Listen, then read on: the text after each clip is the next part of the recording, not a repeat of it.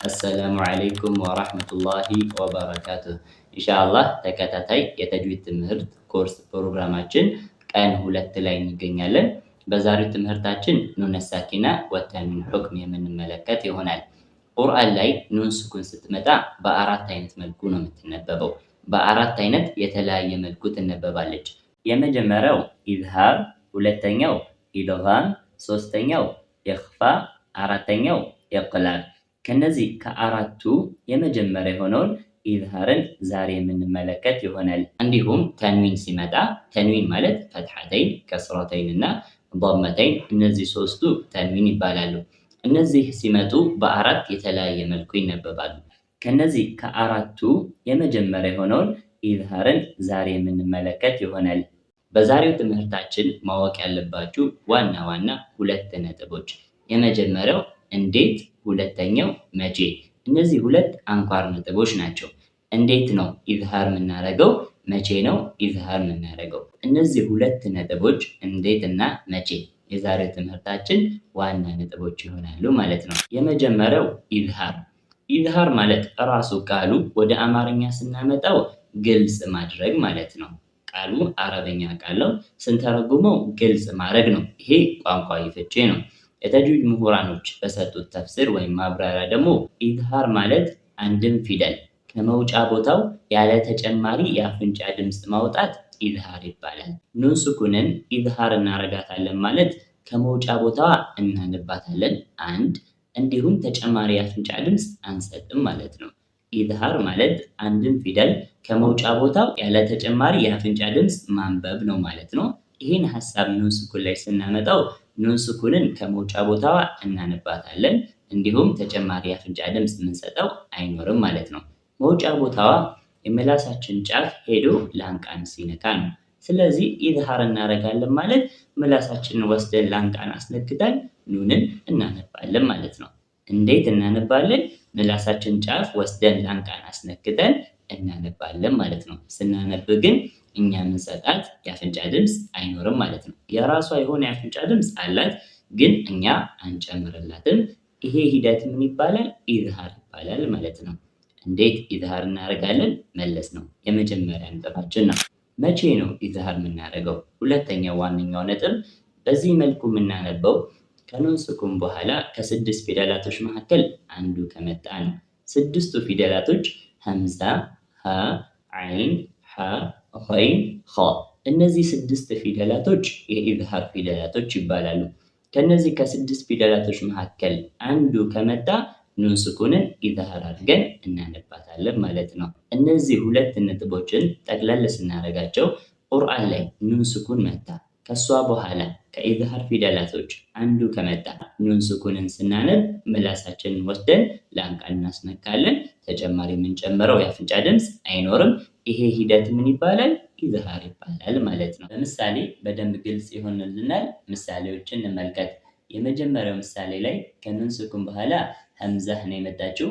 ሀምዛህ የኢዝሃር ፊደል ስለሆነች ኑን ስኩንን ኢዝሃር አድርገን እናነባለን። እንዴት ነው ኢዝሃር የምናደርገው? የምላሳችንን ጫፍ የላይኛውን ላንቃ አስነክተን ስናነብ ኑን ኢዝሃር ትሆናለች ወይም ግልጽ ትሆናለች ማለት ነው።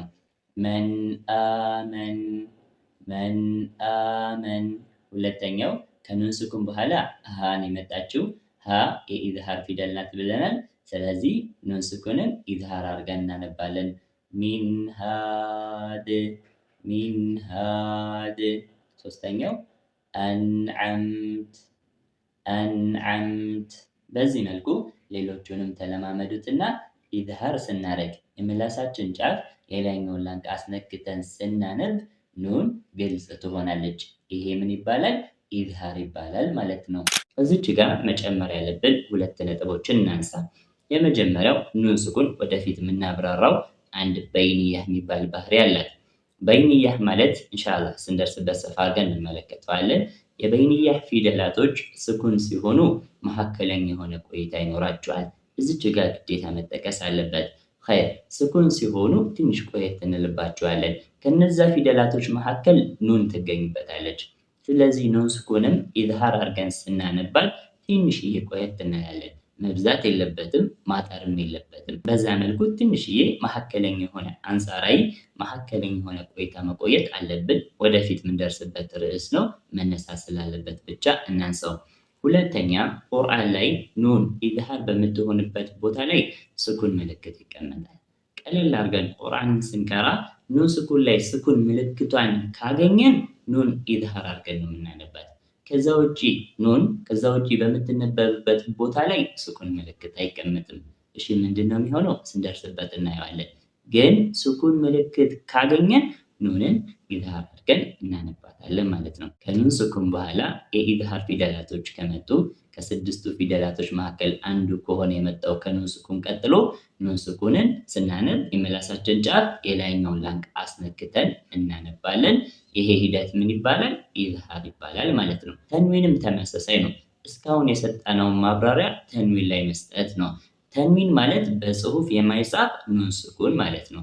ስለዚህ ኑን ስኩን ላይ የሰጠነውን ማብራሪያ በሙሉ ተንዊን ላይ እንሰጣለን ማለት ነው። ጠቅለል ስናደርገው ከተንዊን በኋላ የኢዝሃር ፊደላቶች መካከል ያ ማለት ቅድም የጠቀስናቸው ሐምዛ፣ ሀ፣ አይን፣ ሐ፣ ገይን፣ ኻ ከነዚህ 6 ፊደላቶች መካከል ከተንዊን በኋላ ከመጣ ተንዊኑን ግልጽ አድርገን እናነባለን፣ ኢዝሃር አድርገን እናነባለን። ያ ማለት ምላሳችን ሄዶ ላንቃን ነክቶ ይነበባል ማለት ነው። በምሳሌ በደንብ እናብራራው። ምሳሌ የመጀመሪያው ምሳሌ ላይ ከፋሪን ስንል ራ ከስረተይን ሪን እንላለን። ሪን ራ ከስራ ኑን ስኩን ጽፈን ብናነብ ሪን ተመሳሳይ ነው ሁለቱም ማለት ነው። ስለዚህ ራ ከስራ በኋላ ያለችው ተንዊኗ የማትጻፍ ኑን ስኩን ማለት ናት። ተንዊን ማለት በጽሁፍ የማይጻፍ ኑን ስኩን ነው። ኑን ስኩን እና ተንዊን ድምጻቸው ተመሳሳይ ነው። ስለዚህ መጀመሪያ ኑን ስኩን ላይ ያብራራነውን እዚህ ላይ እናመጣለን ማለት ነው። ያ ማለት ከፋሪን ስንል ራ ከስራ ካነበብን በኋላ ምላሳችን ሄዶ ላንቃን ይነካል። ያኔ ተንዊኑ ግልጽ ይወጣል ወይም ኢዝሃር ይሆናል ማለት ነው። ከፋሪን ከፋሪን ከፋሪን አቲም። ሁለተኛው ላይ ቀውሚን ሃድ ቀውሚን። አሁንም ምላስ ሄዶ የት ነው ያለው? ላይኛው ላንቃ ጋር ማለት ነው። ቀውሚን ሃድ።